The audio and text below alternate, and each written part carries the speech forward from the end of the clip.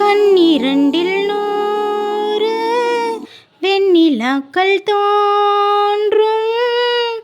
ஆனாலும் மணல் பாயும். நாடி எங்கும் ஏதோ நாத வெள்ளமோடும். ஆனாலும் என்னதாகம் மெய்சிலிர்க்கும் வண்ணம் தீ வளர்த்ததென்ன? தூபம் போடும் நேரம் தூண்டிலிட்டதென்ன? என்னையே கேட்டு ஏங்கினேன் நான்.